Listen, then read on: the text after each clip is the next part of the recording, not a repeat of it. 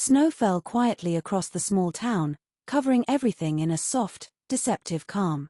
It was the kind of silence that hid things, fear, loss, and the kind of hunger that didn't come from an empty stomach. A young girl stood beside a fresh grave, her hands clenched into fists, her breath uneven. She didn't cry at first. It was as if the tears were afraid to come out, afraid to admit what had just happened. Her brother was gone. They had buried him quickly, like people did in those days. No time for long goodbyes. No time for questions. Only cold earth. As the others walked away, the girl stayed behind, staring at the snow-covered mound. Something caught her eye, a small object half buried near the grave. She bent down, brushed away the snow, and picked it up. It was a book. She didn't know how to read it. Not a single word. But she held on to it anyway, gripping it tightly like it was the last thing tying her to something real. That was the first thing she ever stole. Not for greed. Not for rebellion. But because something inside her told her she needed it. The town she was taken to wasn't welcoming. The streets were narrow, the houses worn down, and the air always felt heavy, like it carried secrets people didn't want to speak out loud. Her new home stood quietly among the others. The door creaked when it opened, as if it was already tired of everything it had seen. A woman stood in the doorway. She didn't smile. "Are you the girl?" she asked bluntly. The girl nodded. "Then don't just stand there. Come inside before you freeze." Her voice was rough, sharp around the edges, but not empty. Inside, the house smelled of soup and old wood. A man sat at the table, painting quietly.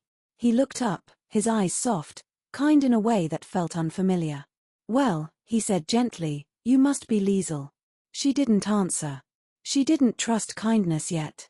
But that night, when the darkness crept in and the nightmares followed, it wasn't fear that woke her. It was memory. She screamed. Not loudly at first, but enough. The man came quickly, sitting beside her bed. "It's okay," he said softly. "You're safe here." Safe. The word felt strange.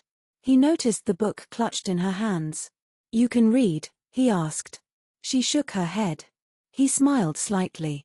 "Then we'll fix that." And so it began. Every night, in the quiet hours when the world seemed less cruel, they sat together. He traced the letters slowly. "This," he said, pointing, "is an A." She repeated it.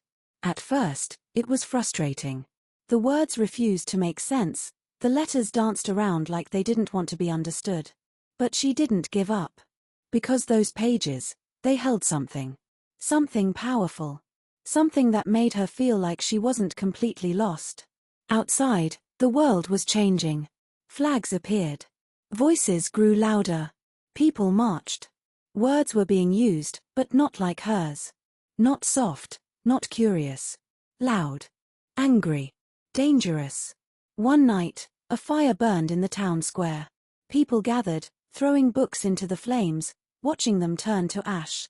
Liesel stood there, the heat brushing against her face, her eyes locked on the burning pages.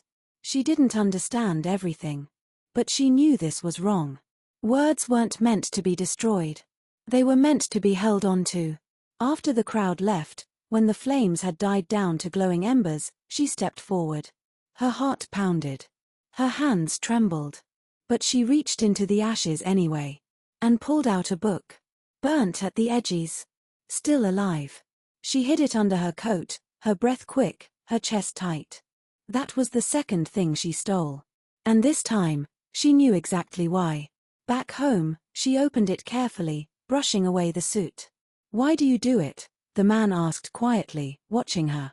"Because," she hesitated, searching for the words she was still learning to understand. "Because they matter." He nodded. "Yes," he said. "They do." As time passed, the house began to feel less like a place she was sent to and more like somewhere she belonged.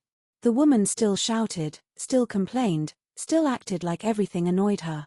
But sometimes, when she thought no one was looking, she would linger in the doorway, just to make sure Liesel was okay. And the man. He never stopped teaching her. Never stopped believing she could learn. One night, everything changed. There was a knock at the door. Not loud. But urgent. The man opened it slowly, revealing a thin figure standing in the darkness. A boy. No older than a boy. But just as afraid. Please, he said quietly. I have nowhere else to go. Silence filled the room. This wasn't just someone asking for help. This was danger. The kind that didn't knock twice. The woman stepped forward, her expression hard. We can't. But the man interrupted softly. Yes, he said. We can. And just like that, everything shifted. The stranger was given a place to hide, a small, cramped space where the world couldn't see him. But the fear never left. Every sound outside felt louder. Every knock felt heavier. Liesel brought him food when she could, sitting with him in the quiet. What's your name? She asked one night. Max, he replied. They didn't talk much at first. But slowly, words filled the silence. Stories. Memories. Hope. She read to him